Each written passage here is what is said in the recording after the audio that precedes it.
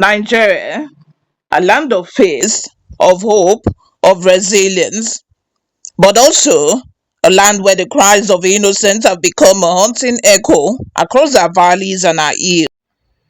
Recently, social media went into overdrive. Posts began to circulate claiming that the United States, under President Donald Trump and Defense Secretary Pete Hegseth, was preparing military action in Nigeria, allegedly to defend Christians from ongoing attacks. It was the kind of story that spreads like wildfire. Screenshots, quotes, even statements that looked official. But how true is it really? And more importantly, what does it say about where we are as a country when foreign intervention begins to sound like salvation? This afternoon, we are not just analyzing a headline, we are confronting a mirror that shows the deep cracks in our nation's security, our leadership, and our unity as a people. If you're watching this for the first time, my name remains Oluwayomi Timlola, and this is Newsroom Nigeria, where we do deep dive into truth, the fear, and the future behind these viral US threat claims. Before we continue, please hit that subscribe button, turn on the post notification bell, and share this video so more people can join this important conversation. Now, let's start from the beginning. The internet was flooded with posts saying Pete Hegseth, America's defense secretary, declared that the Department of War, yes, that term itself raised eyebrows, was preparing for action in Nigeria following reports of attacks on Christians. The alleged quote said, either the Nigerian government protects Christians or will kill the Islamic terrorists committing these atrocities. Now, if you know how international relations work, that statement sounds off. Because the United States hasn't had a Department of War since 1949, it's now the Department of Defense. The statement, that's direct and aggressive, usually come from social media fabrications, not from official diplomatic channels. But the reason so many Nigerians, especially Christians, believed it is because the pain feels real. For years, communities in Plateau, Benue, Kaduna, Taraba, and parts of Naija and Borno states have been bleeding. Villages razed, families displaced, churches destroyed. When justice is absent, desperation fills the vacuum. So when people hear that a powerful nation wants to step in, even if the news is false, it gives them a strange comfort, a strange sense of comfort, and a dangerous hope. We have to talk about that. Why should we be at a point where Nigerians feel that only foreign soldiers can protect them in their homeland? Let's get the facts straight. There is no official confirmation from the United States government, from Donald Trump, or from any sitting American official about preparing for war or invasion in Nigeria. Yes, American politicians like Ted Cruz and some evangelical groups have spoken strongly about the persecution of Christians in Nigeria.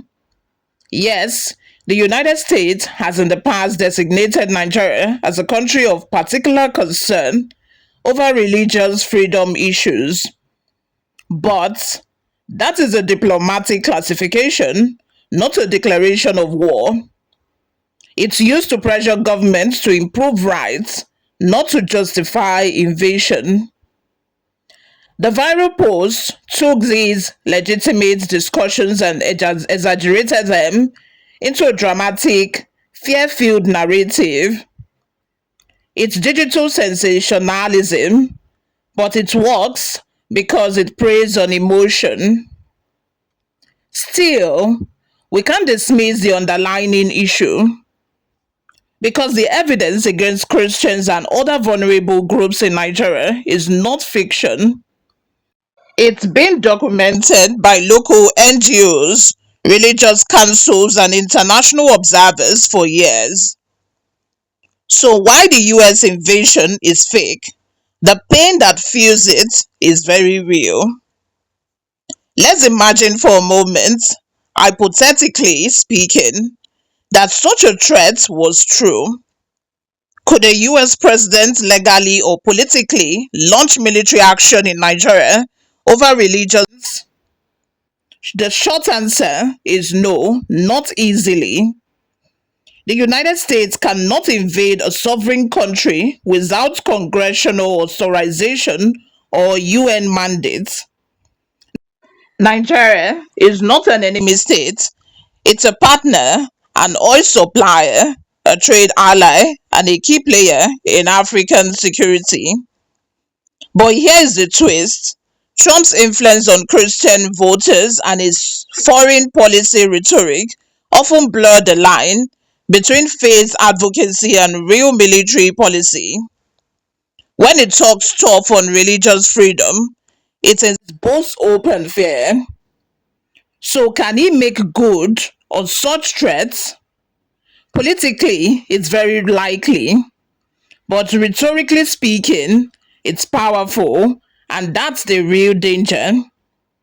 Because when global narrative starts painting Nigeria as a land where Christians are being wiped out, it erodes an international credibility. It builds the case for sanctions, diplomatic isolation, and external control. And that's why this moment matters. Not because bombs are coming, but because reputations are. Now let's come back home. Let's speak as Nigerians, heart to heart. Can we as a people confront this crisis ourselves? Do we even have the will to? Because the truth is, America should not need to threaten us before we value Nigerian lives. The killings in Plateau, Benue, Zamfara, Katsina states, these are not new. They have happened under PDP, under APC, under military rule, under democracy. So it's not about the party, it's about system failure. Our intelligence systems have weakened, our police are underfunded, our soldiers are overstretched, undermotivated, and sometimes underled.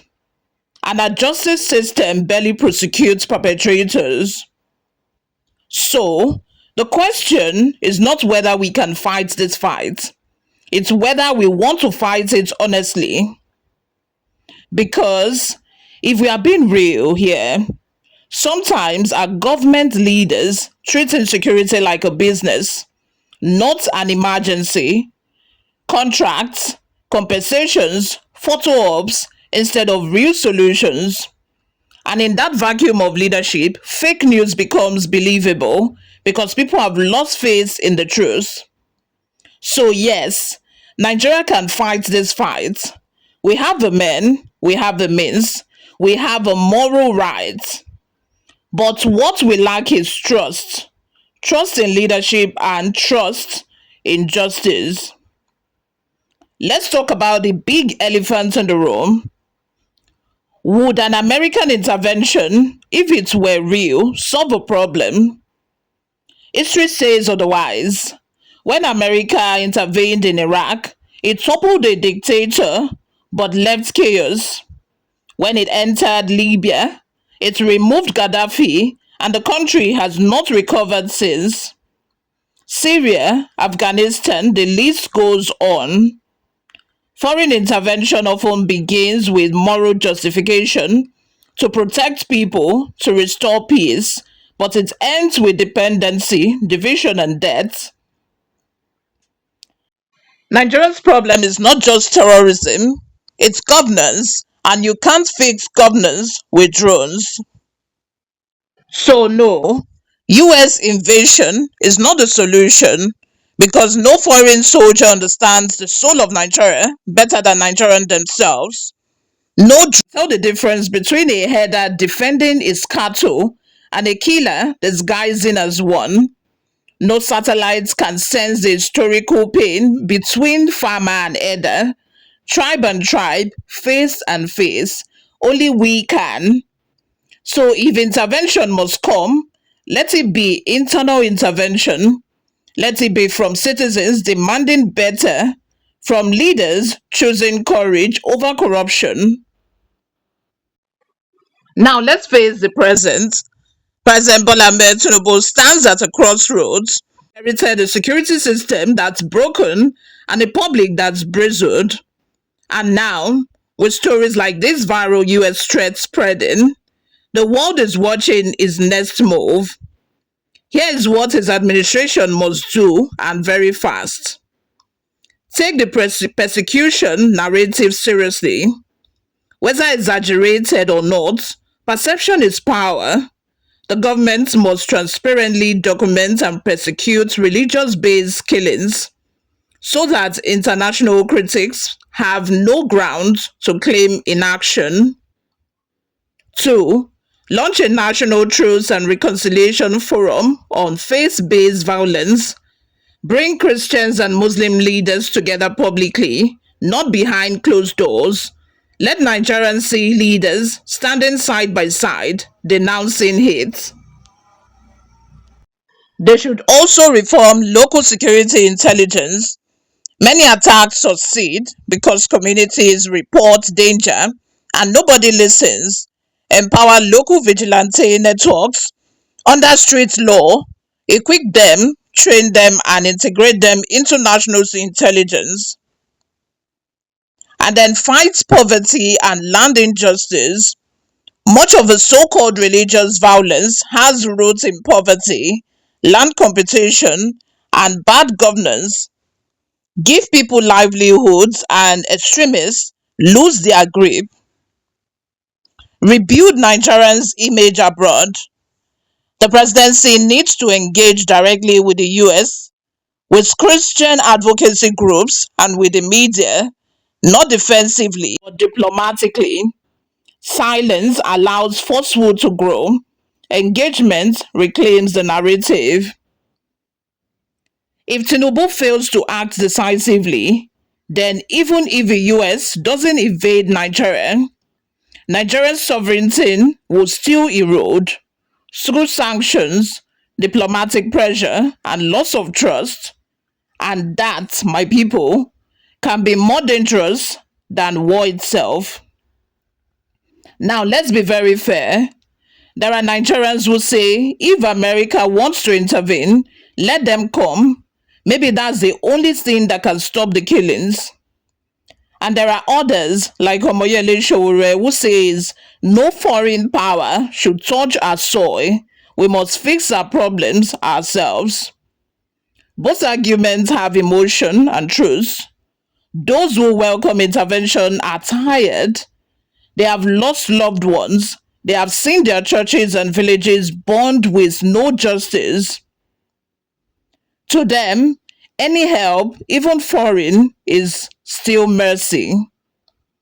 But those who reject it see the bigger picture. They remember what happened to the Middle East, in Libya, in Iraq. They fear that Nigeria could be divided, weakened, or recolonized under the disguise of help. So, what's the balance? The balance is partnership, not dependency, cooperation, not control. Nigeria can invite training, intelligence sharing, humanitarian support. But the gun that defends Nigerian soil must remain in Nigerian hands.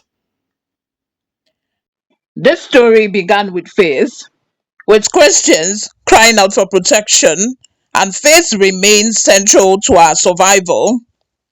But faith must never divide us, because for every Christian village attacked in Plateau, there is a Muslim community raided in Zamfara. For every family mourning a pastor, there is another mourning an imam. Evil wears no single religion, and neither should justice. So, my fellow Nigerians, as we seek peace, let's not turn it into a war of religion. Let's turn it into a war against injustice, against indifference, against impunity. Because when Nigeria truly is every life, Christian, Muslim, or traditionalist, no foreign president will ever have to threaten to protect us. We must understand the global chessboard. Nigeria is not just a country, it's a symbol. The most populous black nation on earth, a land with resources, culture, and influence. So when our image abroad becomes that of chaos and persecution, it affects everything: investment, diplomacy, immigration, respect. Some foreign powers will exploit that narrative to gain leverage. Some will use it to justify interference, and others will watch silently, waiting to see if we self destruct. That's why, beyond politics, this moment calls for national maturity, not tribal, not religious, just Nigerian. So, where do we go from here? We start by demanding accountability. We stop normalizing headlines that say 20 killed as if they are football scores. We stop forwarding fake news that inflames tension. We hold our leaders, from councillors to governors to the president, accountable for every innocent life lost. And we speak up on social media, in churches, in mosques, not with hate, but with truth. Because silence is not neutrality, silence is surrender. If you've watched up to this point, it means you care about Nigeria's future. So please, don't just watch, engage, share, pray, and act. Like this video, also share with your friends who are very interested in politics as well. And remember, foreign countries sympathize, but only Nigerians can save Nigeria. The story of Nigeria is still being written, and history will ask us one question: when our nation bled, did we fight for her, or did we wait for others to rescue us? The answer must be written not in tweets or threats, but in truth, unity, and courage. My name is Oluwayomi Timlola. Thank you very much for always watching. Please, if you find this analysis insightful, like this video, subscribe, and turn on the post notification bell, because every day we dig deep into the stories shaping Nigeria's future. And until next time, stay informed, stay united, and above all, stay Nigerian.